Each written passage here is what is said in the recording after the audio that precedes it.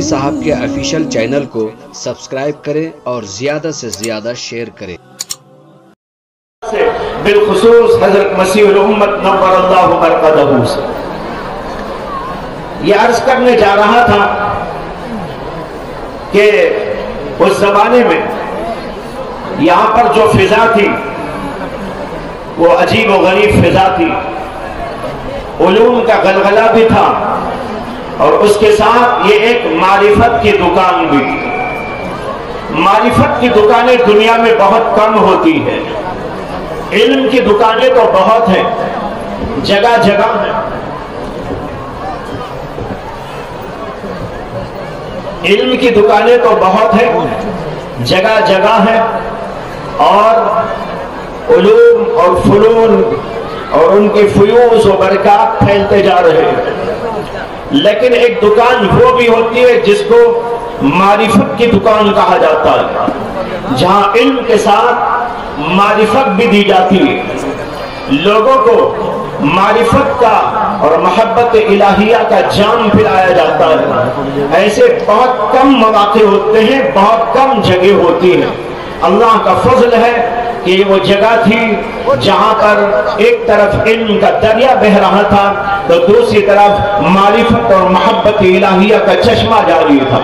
یہاں پر آنے والے حضرات دونوں قسم کے علوم، دونوں قسم کے فیوز اور برکات سے استفادہ کرتے رہتے تھے۔ یہاں پر مولانا نے ابھی جو تقریر فرمائی، میں یہ عرض کرنے جا رہا تھا کہ شاید مولانا کو وقت نہ ملا کہ اور گفتگو فرماتے، وقت کی قلت کی بنیاد پر بہت مختصر انہوں نے خطاب کیا، لیکن بھائیوں وقت ملتا تو بہت تفصیل سے کلام کرتے۔ ہم نے جس وقت یہاں پر تعلیم حاصل کی تھی اور حضرت مسیح الامت مولانا مسیح اللہ خان صاحب نور اللہ مرقدہ سے ہم نے آخری درس لیا تھا اسی حدیث پاک کا، جس کو آخری بخاری کی حدیث یا آخری باب بخاری کہا جاتا ہے، تو حضرت نے 5.5 گھنٹے بیان فرمایا تھا، 5.5 گھنٹے۔ اور یہ بھی آپ کو بتاتا چلوں کہ جس دن یہ اعلان تھا کہ حضرت والا ختم بخاری فرمائیں گے، تو حضرت کی طبیعت اچانک اس وقت ناساز ہو گئی۔ ناساز ہونے کی بنا پر یہ اعلان طلبہ میں کرایا گیا کہ حضرت طبیعت کی ناسازی کی وجہ سے بیان نہیں کر پائیں گے اور کوئی دوسرے پڑھائے۔ مجھے یاد ہے کہ ہم طلبہ دعاؤں کے اندر مشغول ہو گئے اور لوگوں نے بھی دعائیں ضرور کی ہوگی۔ میں اپنی بات سنا رہا ہوں، ہم کئی طلبہ مل کر دعا میں مشغول ہوئے کہ حضرت سے استفادے کا موقع اللہ ہم کو عطا فرمائے اور آخری درس بخاری شریف کا حضرت ہی کی زبان مبارک سے ہم کو مل جائے۔ دعا کا نتیجہ تھا، اللہ کا فیصلہ تھا۔ اللہ تبارک و تعالیٰ نے جو ہے تھوڑی دیر کے بعد ہمیں یہ بھی سنایا کہ حضرت والا تشریف لانے والے ہیں۔ ہم نے اللہ کا شکر ادا کیا، سب بیٹھ گئے۔ ایسے ہی جب میں غفیر ہوتا تھا اس زمانے کے اندر بھی حضرت بیان فرمانے کے لیے تشریف لائے۔ یاد ہے کہ 8 بجے بیان شروع ہوا اور 1:30 بجے ختم ہوا۔ 5.5 گھنٹے کا واعظ تھا، 5.5 گھنٹے کی تقریر تھی، لاجواب علوم تھے، لاجواب فنون تھے، اور اس کے اندر وہ علم بھی تھا جو کتابی علم کہا جاتا ہے، وہ علم بھی اس کے اندر تھا جس کو علم لدنی کہا جاتا ہے۔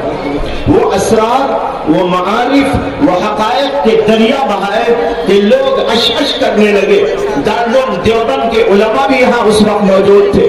اور سہارنپور کی طرف سے آنے والے علماء بھی یہاں موجود تھے، دیگر اور مختلف علاقوں کے بڑے بڑے شیخ الحدیث اور بڑے بڑے فقہائے کرام بھی اس وقت یہاں موجود تھے، اور مختلف علاقوں کے مدارس کے ذمہ داران بھی موجود تھے۔ عوام الناس کا بھی ایک عظیم طبقہ یہاں موجود تھا۔ حضرت نے بیان فرمایا، میں نے کئی علماء سے سنا، اور بالخصوص میں بتاتا ہوں کہ حضرت مولانا مفتی نصیر احمد صاحب رحمۃ اللہ علیہ جو یہاں کے مفتی اعظم گزرے ہیں، انہوں نے، وہ میرے استاد ہیں، اسی وقت میں فرمایا تھا کہ شعیب اللہ ہم نے یہاں پر 40 سال بسر کیے ہیں اور ہر سال اس تقریر کو حضرت کی سنتے آئے ہیں، لیکن آج کا انداز ہی نرالا تھا اور ایسا معلوم ہو رہا تھا کہ پوری تقریر الہامی ہو رہی۔ اللہ کے فضل سے اللہ نے وہ منظر ہم کو دکھایا تھا، اس پر ہم اللہ کا شکر ادا کرتے ہیں اور اس جامعہ سے انتصاب کو ہم اپنے لیے فخر محسوس کرتے ہیں۔ میں نے یہاں سے جانے کے بعد حضرت ہی کے نام سے انتصاب کرتے ہوئے مدرسے کا نام رکھا جامعہ اسلامیہ مسیح العلوم۔ اسی نام کے ساتھ ہمارا ادارہ جو ہے مشہور ہے، معروف ہے، مسیح العلوم کے نام سے حضرت ہی کی طرف انتصاب کرتے ہوئے ہم نے نام رکھا تھا۔ جب میں نے یہ نام رکھا تو حضرت کو خط لکھا اور حضرت کو تفصیل بتائی تو حضرت نے اپنے انتہائی متواضعانہ انداز پر یہ تحریر فرمایا جواب کے اندر کہ بھائی میرے نام سے انتصاب کے بجائے کسی بڑے کے نام سے انتصاب کرو۔ اپنے آپ کو چھوٹا سمجھتے تھے اور دوسروں کو بڑا سمجھتے تھے، فرمایا کہ میرے نام کے بجائے کسی اور کے نام سے انتصاب کرو۔ اور دوسری ایک اور بڑی عجیب و غریب بات حضرت نے خط کے اندر تحریر فرمائی کہ اس سے کہیں تحزب نہ پیدا ہو جائے، اس سے کہیں تحزب کے معنی یعنی فرقہ بندی نہ پیدا ہو جائے، یہ اس کے ہیں وہ اس کے ہیں وہ اس کے ہیں، یہ تو نسبتیں ہوتی ہیں لیکن لوگ نسبتوں کو تفرقے کا سبب بنا لیتے ہیں کہ بھائی وہ اس مدرسے کے فارغ دوسرے مدرسے سے ہاتھ نہیں ملاتے، وہ فلاں مدرسے کے پڑھے ہوئے ہیں فلاں مدرسے سے ان کا تعلق نہیں۔ یہ ہمارے ذہنوں میں کبھی نہ ہونا چاہیے۔ بزرگوں کی طرف نسبت دراصل تبرکن ہوا کرتی ہے اور اپنے انتصاب کے لیے ہوا کرتی ہے، اس لیے نہیں ہوا کرتی کہ کوئی آدمی دوسروں سے اپنے آپ کو کاٹ لے اور فرقہ بن جائے۔ یہ بات انتہائی مایوب ہوتی ہے، بالخصوص حضرات علماء کے درمیان میں تو کبھی یہ تصور بھی نہیں آنا چاہیے۔ بہرحال یہ حضرت نے اس وقت فرمایا تھا وہ مجھ کو یاد آ گیا۔ حضرت والا جس وقت یہاں پر تھے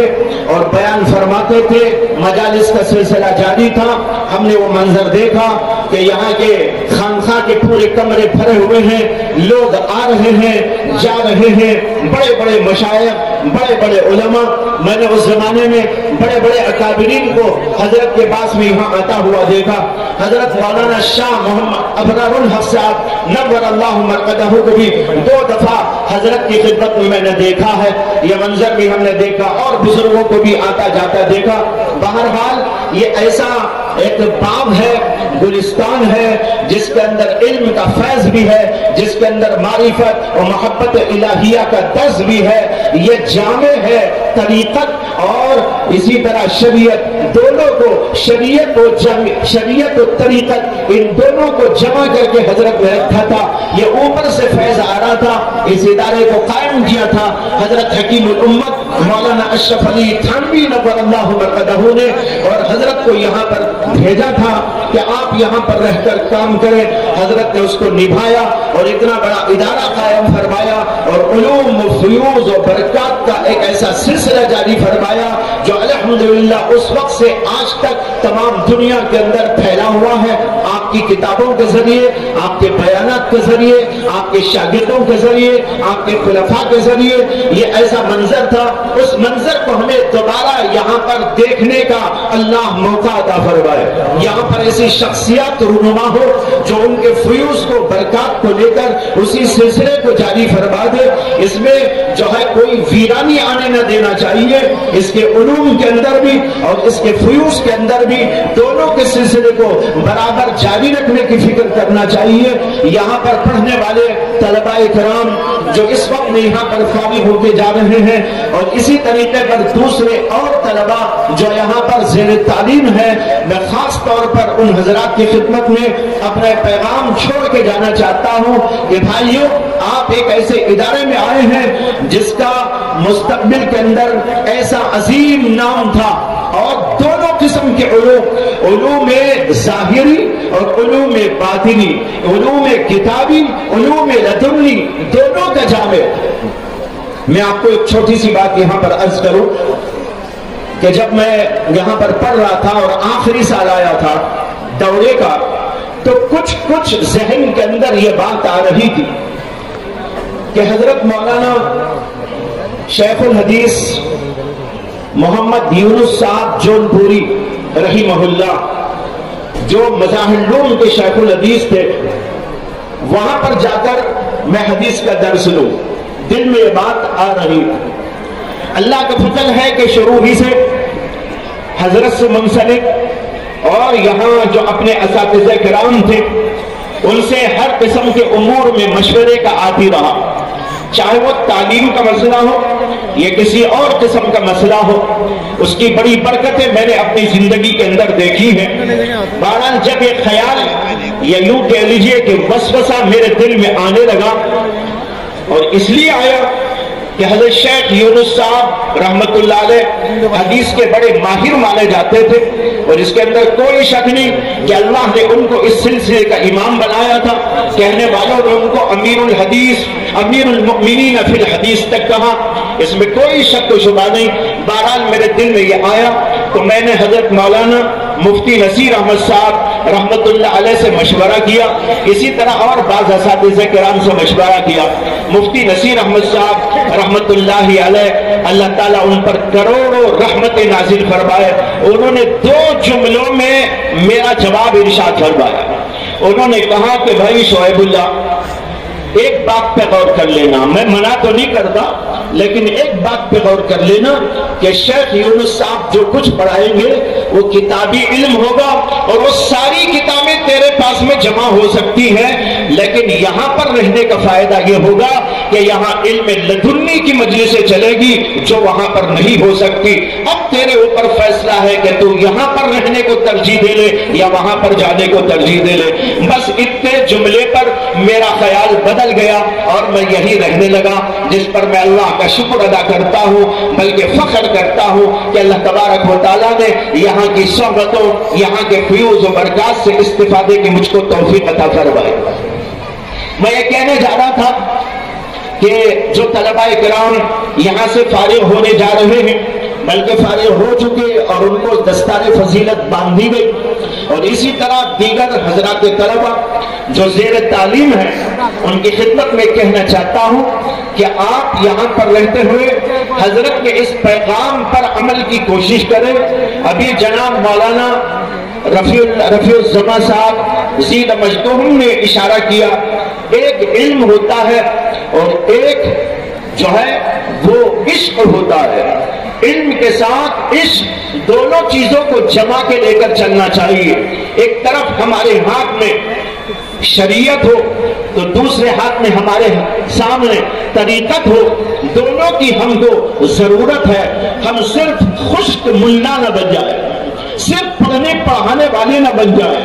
صرف کتابی حد تک ہمارا علم نہ ہو، پڑھنے تک پڑھانے تک۔ آپ کو یہ بات معلوم ہے کہ یہ علم تو اللہ کا ایک نور، علم صرف کتابوں سے نہیں آتا، یہ آتا ہے بزرگوں کی چوٹیوں سے،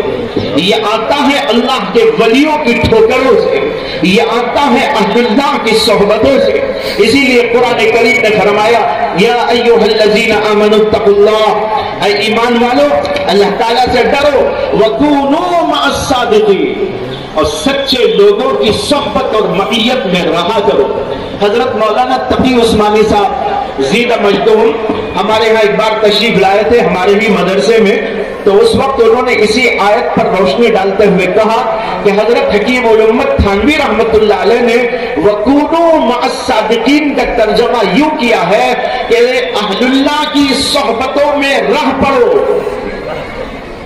رہو نہیں، رہ پڑو۔ جب ان کی صحبتوں میں رہ پڑو گے،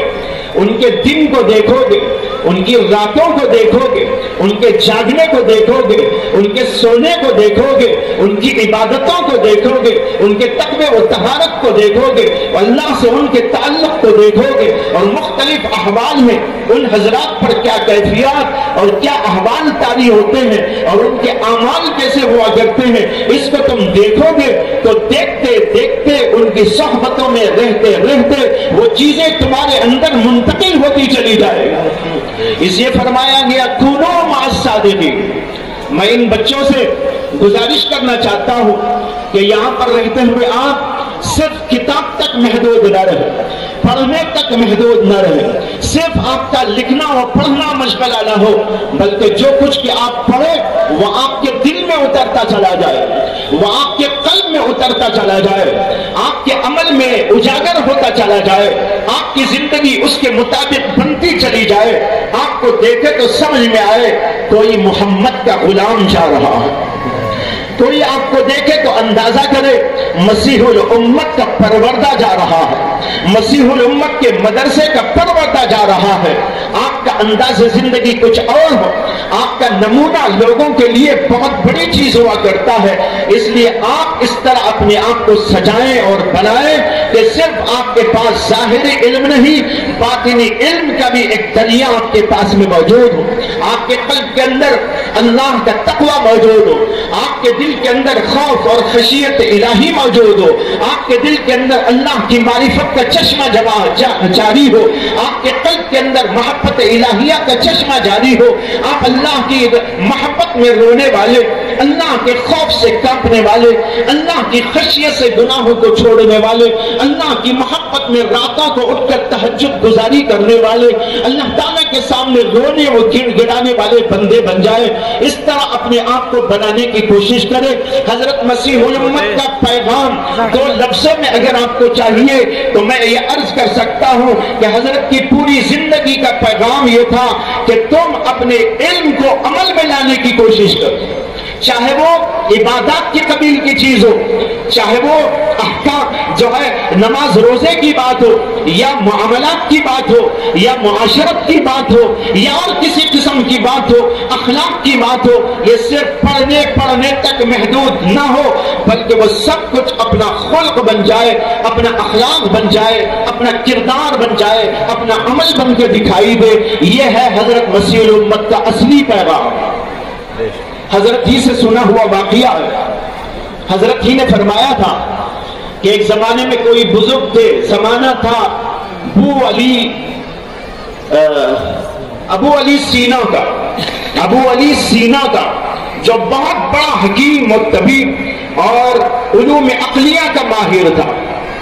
کہتے ہیں کہ اس کا زمانہ تھا، اس زمانے میں کوئی بزرگ تھے، کسی سلسلے میں ان کی زبان پر یہ لفظ جاری ہو گیا کہ ابو علی سینا اخلاق نہ دارت، ابو علی سینا میں اخلاق نہیں ہے۔ ان کی زبان سے جملہ نکلا اور کسی آدمی کے ذریعے ابو علی سینا تک یہ جملہ پہنچ گیا، تو ابو علی سینا کو جملہ پہنچنا تھا کہ اس کا دماغ خراب ہو گیا۔ اس نے کہا ارے ہمارے بارے میں کہتے ہیں ابو علی سینا اخلاق ندارت،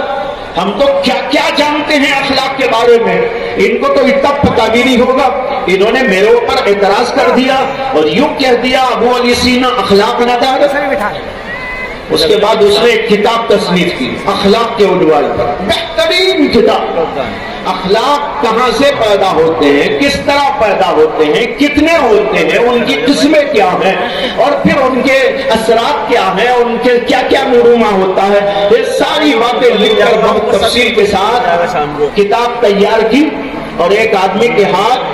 وہ کتاب انہیں بزرگ کے پاس میں بھیج دی کہ لے جا کر ان کو دے دینا اور یہ کہہ دینا آپ نے کہا تھا ابو علی سینا اخلاق ندارت، ہم تو دیکھو کیا کیا جانتے۔ جب یہ کتاب ان بزرگ تک پہنچی تو انہوں نے پڑھنے کے بعد میں کہا کتاب تو لاجواب ہے، بے شمار علوم ہے اس کے اندر، لیکن بھائی میرے سوال کا جواب نہیں ہے، اسے کہ میں نے تو کہا تھا ابو علی سینا اخلاق ندارت، میں نے یہ کب کہا تھا ابو علی سینا اخلاق ندانت؟ ابو علی سینا اخلاق جانتا نہیں، جاننا الگ بات ہے، رکھنا الگ ہے، برتنا الگ ہے، اپنے دل دماغ میں اجاگر کر لینا الگ بات ہے۔ اس لیے بھائیوں یہ جو کچھ ہم پڑھتے ہیں پڑھاتے ہیں یہ سب کچھ اپنے سینے میں داخل ہو جائے۔ حضرت امام حسن بصری رحمت اللہ علیہ سے کسی نے مسئلہ پوچھا، انہوں نے ایک جواب دیا، تو سوال کرنے والے نے کہا کہ یہی سوال میں نے ایک اور فقیہ سے کیا تھا، ایک اور عالم سے میں نے کیا تھا، لیکن انہوں نے دوسرا جواب ارشاد فرمایا، آپ یہ فرما رہے اور وہ دوسرا جواب بیان کر رہے تھے۔ تو حضرت حسن بصری نے اس سے فرمایا هل رأيت فقيها قط، کیا تم نے کبھی کسی فقیہ کو دیکھا ہے؟ کیا تم نے کسی فقیہ کو کبھی دیکھا ہے؟ پھر فرمایا الفقیہ هو الذی، فقیہ وہ ہوتا ہے البصیر بامور دینہ الراغب الی الاخرہ الزاہد فی الدنیا۔ دیکھو فقیہ کی تعریف میں انہوں نے یہ نہیں کہا ہدایہ پڑھنے والا، جلالین پڑھنے والا، بخاری پڑھنے والا، یہ علم پڑھنے والا، وہ لکھنے والا، بلکہ انہوں نے فرمایا وہ ہوتا ہے جو امور دین پر بصیرت کی نگاہ رکھنے والا ہوتا ہے، معمولی نہیں، بصیرت والی نگاہ، نہایت گہری اور نہایت جو ہے دقیق اس کی نظر ہوتی ہے اور پھیلی ہوئی نظر ہوتی ہے، گہرائی و گہرائی لیے ہوئے ہوتی ہے، ایسی نظر رکھنے والا۔ اور دوسرے ہے کہ الراغب الی الاخرہ، آخرت کی طرف رغبت کرنے والا، تہجد پڑھنے والا، ذکر کرنے والا، تقوی شعار، اللہ سے محبت کرنے والا، یہ ہے الراغب الی الاخرہ الزاہد فی الدنیا، جو دنیا سے بے نیاز ہوتا ہے، دنیا کے مال و متاع کی فکر میں نہیں ہوتا، اسے دنیا نہیں اسے آخرت چاہیے، اس کو کہا جاتا ہے الفقیہ۔ ہمیں ایسے فقیر بننے کی ضرورت ہے۔ مختصر سے اس وقت میں یہ چند باتیں آپ حضرات کے گوش گزار میں نے کی ہے۔ حضرت مسیح الامت کی یاد آ گئی، یہاں کے میرے اساتذہ کرام کی یاد آ گئی۔ اس مجلس میں میرے استاد مکرم محترم حضرت مولانا یامین صاحب دامت برکاتہم بھی تشریف فرما ہے، اور میں نے یہاں پر لب کشائی کی۔ میں حضرت سے اس لب کشائی پر معافی کا طلبگار ہوں، لیکن انہی حضرات کے حکم پر اور اس خیال سے کہ ان حضرات کا پڑھایا ہوا سبق آپ لوگوں کے سامنے دہرا دوں۔ طالب علم کا کام یہ ہوتا ہے کہ استاد کہے کھڑے ہو کر بیان کرو ہم نے کیا پڑھایا تھا، تو ہمارا کام یہ ہے کہ اساتذہ کے سامنے پورے شد و مت کے ساتھ، پوری توانائی کے ساتھ ہم بیان کر دیں تاکہ ہم پاس ہو جائے۔ انشاءاللہ مجھے امید ہے کہ حضرت معاف فرمائیں گے۔ یہاں پر میرے ایک اور استاد جو تشریف نہیں لا سکے اپنی پیرانہ سالی کی بنیاد پر، وہ ہے حضرت مولانا عقیل الرحمان صاحب دامت برکاتہم۔ اللہ تعالیٰ ان کو صحت عافیت سے رکھے اور اس مدرسے کو اللہ تعالیٰ دن دونی رات چوگنی ترقیات نصیب فرمائے، اور ظاہری اور باطنی دونوں علوم کا یہاں سے ایک سمندر و چشمہ جاری فرما دے۔ اللہ تبارک و تعالیٰ ہم سب کو اس سے استفادہ کرتے رہنے کی توفیق عطا فرمائے۔ وآخر دعوانا ان الحمدللہ رب العالمین۔ آخر میں نکاح ہوگا، نکاح